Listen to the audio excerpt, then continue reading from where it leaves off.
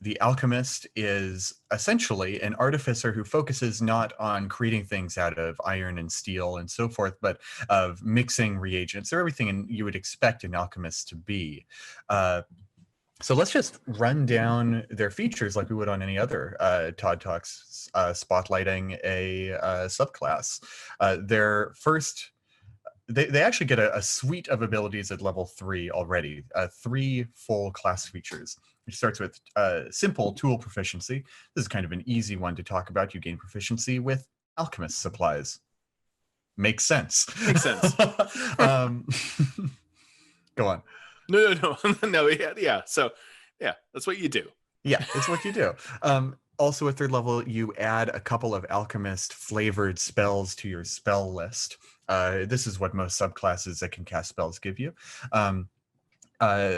And just like we said before, these spells are often flavored as the things that you create. So at 3rd level, you get Healing Word and Ray of Sickness. I can just imagine an alchemist creating little, tennis ball-sized glass orbs filled with potion that you can throw at an ally to cast Healing Word, or throw at an enemy to cast Ray of Sickness. Or maybe that's not your thing. Maybe you've created like this micro philosopher's stone or something like that shoots out a beam of healing or a beam of sickness and then kind of crumbles away into chalk once you've used it.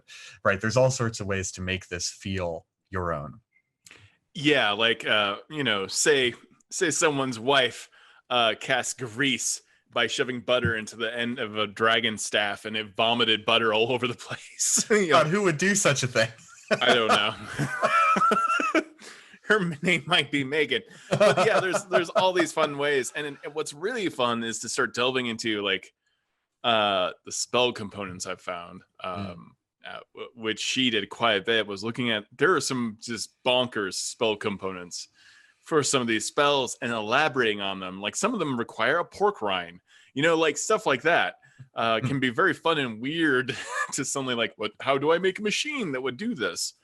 Yeah, that's a really good point. If your spell has material components, and many of them do, start looking at them when you're playing an alchemist artificer and see how you could like use that as a reagent for the potion you're crafting. And these are all good spells. So we're looking at the alchemist spells. We've got Healing Word. That's a good bonus action spell. It's fantastic. Ray of Sickness. Flaming Sphere is strong, especially if you want to kill some plant life. Melf's Acid Arrow, also one of the few D&D spells that actually does damage over time, I believe. We got Gaseous Form, makes sense. Mass Healing Word is fantastic. And now remember, all artificers get Revivify, so they're already pretty decent at support. I can imagine like an armor artificer rubbing their hands together like defibrillators and just going. It's perfect. In fact, because you've got about a minute. Yeah. So it makes sense. We've got Blight, we got Death Ward, all making sense for an alchemist. And then we've got Cloud Kill, which is one of the most evil D&D spells. And this is the only one who gets Raised Dead. And as far as artificers go, that's a biggie. It's 5th level. I don't remember what the time limitation on Raise the Dead is, but it's that's a big deal for an artificer to be able to cast a spell. You're not casting it till 17th level, right? But yeah, I think all that makes sense. Yeah, you're not taking if you're really concerned about like party balance and optimization, you're gonna have a cleric, right, as your main sort of healer, resurrector, sort of something like that. You've got Raised Dead on your alchemist kind of as like a backup strategy in case things go really wrong, in case your cleric is down, everything's gone to hell. Yeah, I think Cloud Kill is a really interesting thing to have on their spell list, just because of the nature of the Eberron setting, which is in this kind of post-fantasy World War I situation. It makes sense that like Cloud Kill is very analogous to like the mustard gas used in the trenches of World War I. If you look at that villain from Wonder Woman, who was developing that acidic gas that would melt masks, that's very much the evil artificer. Yeah. But there's one 3rd level feature. We're not even done with the 3rd level features, right? No. There's one more that we haven't talked about, and it's kind of the core of this subclass, and it's the Experimental Elixir. So starting when you take the subclass, whenever you finish a long rest, you can produce an experimental elixir in an empty flask on your person. And then you roll on a table for what effect this elixir has, which is triggered whenever someone drinks it. And as an action, the creature can drink it or administer it to an incapacitated creature. These are really great. They're versatile. It does require buy-in from your party, and this is something you have to kind of remember. It's kind of like when you cast Bless and you have to remind everyone you've been blessed. Yeah. You know, or you're a paladin and you've got that kind of aura, and you're like, yo, the aura. I know that feeling well. You got a bonus. This is kind of endemic to all the Artificer abilities. It's a very much a team player sort of character class, which is awesome, but you need to make sure the whole party is in on the deal. Yeah, like, so you get one of these free elixirs, and it's great, and you roll on here, and it might do some healing. You know, it may increase your speed by 10 feet. It could give your armor class a boost. It can add a 1d4 to all your attack rolls and saving throws. So it's basically Bless in a bottle. You get a little bit of flight, and even be able to cast, alter self on yourself. These are all fantastic. I love the idea that an alchemist names that boldness elixir Bless in a bottle. I truly want to see that label. Bless in a bottle is like far better branding. Bless in a bottle. I can see a very sort of Acquisitions Incorporated sort of Artificer branding the hell out of everything they make. It is important to remember that you can sacrifice spell slots to decide what these are. Yes. So you can make several of these in advance. So if you think you want to get to the top of a tower and ignore all the monsters, make a whole bunch of flying potions. Yeah. Everyone slowly flies to the top. So it provides like a lot of inventive ways to handle issues. I will say that sometimes there's a bit of a frustration when it comes to, if you want to do this on the fly, it's much harder.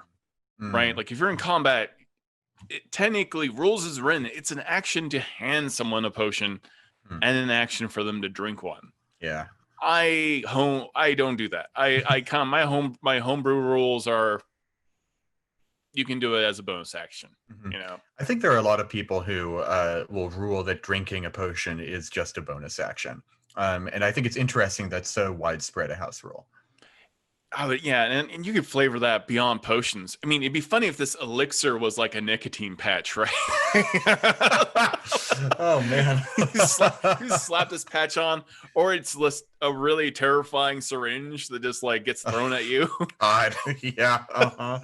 So you can think of some fun reasons why it happens a little bit faster. Yeah, absolutely. I think when I think of the Alchemist Artificer, I think a lot of the opening cutscene to the first Witcher game, where Geralt is preparing this like bandolier of potions. And these potions are all like dinky little things. They're like shots of potion. And that's so perfect because they're so concentrated and distilled. And if you really wanted to get into like dark fantasy and flavor, I mean, you could have that very sort of mutagenic feel to these potions where it's like you drink it and suddenly your veins bulge black for a second. It's like, oh, that tasted nasty, but at least I can fly now. Yeah, you're right. Like, if you're drinking that elixir, like allows you to fly, like little two tiny bat wings erupt on your back. Or maybe like a series of them. So your back is quivering and you slowly fly up. Maybe there's some really nasty stuff that happens that makes you be wary of your alchemist. Yeah. Oh, yeah. I mean, we've been talking about, the potential for flavoring and reflavoring is endless here. It comes into its own at 5th level when it comes to, because this is largely, and I do have to say, the alchemist is largely healing and temporary hit points. It's very buffing the party. So some people's vision of what an alchemist might be would be different from this potentially, but this is definitely the healer of the artificers. By the time you hit 5th level, you can actually add, I believe, you can add your intelligence modifier to any spell that you cast that does acid, fire, necrotic, or poison damage. This makes a lot of sense. You don't have a lot of powerful spells necessarily in these categories. Well, Cloud Kill is pretty strong, but it does kind of demonstrate how you're a little bit better at, say, Acid Arrow, right? Or Firebolt. Yeah, and the thing is that even though it says spell, it's important to remember the cantrips are spells as well, even though they're just basic ones. So this is a flat bonus to damage of things like Acid Splash, Firebolt, Chill Touch, stuff like that, Poison Spray. So it improves your base damage quite a bit as well if you want to go sort of battle medic. But it also provides a flat buff to your healing. So if you're casting Healing Word, right, a special Alchemist class spell for you, then not only are you doing 1d4 plus your intelligence modifier worth of healing, you're doing 1d4 plus twice your intelligence modifier worth of healing. The flat bonus to the spell is outweighing the value of the die you're rolling in general. So it's really quite a big bonus to that spell. Yeah, it starts adding up quite a bit when it comes to the healing. And that's when we get to Restorative Agents at 9th level. Whenever a creature drinks an experimental elixir you created, that creature gains temporary hit points equal to 2d6 plus your intelligence modifier. Here we go again. That's every single one of those potions. So it's now buffing your party by quite a lot at 9th level, getting them ready for combat. So I would drink any of those things just for the temporary hit points, honestly. Yeah.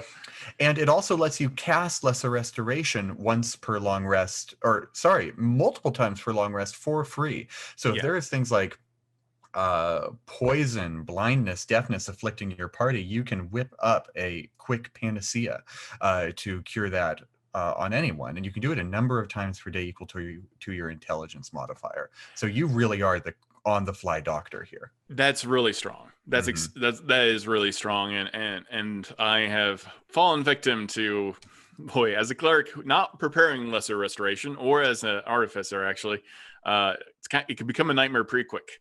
Any of those conditions can be a deal ender for the party. Yeah.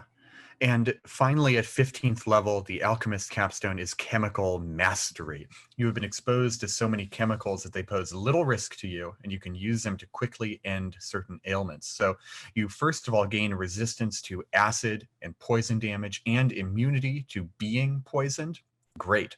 You can also cast Greater Restoration and Heal without expending a spell slot, without preparing the spell, and without material components, provided you use your alchemist supplies as the focus. Once you cast either spell with a feature, you can't do it again until you finish a long rest. Heal's an intense spell. Yeah. You flat out cause one creature of your choice to regain 70 hit points, and also cure blindness, deafness, and any diseases afflicting it. Yeah. I mean, it's just good. It's just, you're back in the game. Yeah, and because of because artificers are half casters, Heal is a spell they would never gain access to otherwise. It's a higher level they could ever cast, and you get it for free without expending a spell slot. This is a huge boost to your power as a healer. Yeah, it's a good capstone. It's a strong capstone. Yeah, but again, this is like very much healer role. Got a little bit of extra damage. I really like the potions. I would love more potions. I would like potions for days. But there are also rules in the DMG for actually brewing potions. So I feel like if you have someone who's playing the Artificer, I would, as a dungeon master, I feel like I'd be very invested to go that extra mile and provide those charts with what potions you can brew, what magical items you can make, and then start talking about what are those things that need to be acquired to create those things, right? Yeah. What kind of poisons do you need? Like, say, if you want to go down the poison route, like that stuff can get really fun. The flail snail is a great example of a monster that in the stats tell you can make these magical items out of it. I wish that was there for all monsters. Now, we don't know what feats survived the playtesting process in Unearthed Arcana. But if the Poisoner feat does appear in Tasha's Cauldron of Everything, then you can only imagine how good of a feat that would be for a poison focused. Both the cook and cook makes and sense. The cook one. Yeah. The cook and the poisoner, I'd be tempted to take both for that 1-2 punch. Yeah. And also it'd be funny because I feel like you would have a reputation as a cook at that point, and they don't know what you're going to give them. Mm-hmm. It might be poison. It may be temp hit points. So Alchemist can be a lot of fun, especially if you always had that kind of that like you said, that chemical fantasy that I drink potions and then I get into the battle. Oh, and speaking of creating magic items like we just were, I think as advice to a DM with an artificer in their party, think about downtime. It's often easy to forget downtime, create plots that are kind of always on a ticking clock. The players are always rushing from location to location, and you find that they go from 1st to 20th level over the course of, 2 or 3 months of in-game time, going from normal people to demigods. Ooh, and very exciting in chat right now. Apparently, we are running our giveaway for an actual book of Tashas. So if someone in chat is going to get their hands on Tashas, that's pretty amazing stuff. Heck yeah. I will say I am so excited for this book. If you won, congratulations, and check out the Artificer. Yeah. At any rate, yes, congratulations to the potential winner of that giveaway.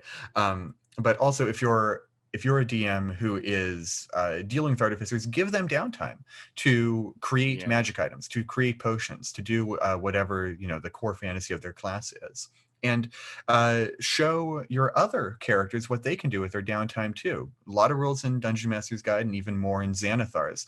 These are things that a DM or an artificer really shouldn't be without. I love downtime. Yeah. It's the thing that makes me feel like I'm affecting the world and the world is real. The downtime is sometimes, it gives that depth that's necessary to the world for all of the save the world plots to really feel valuable.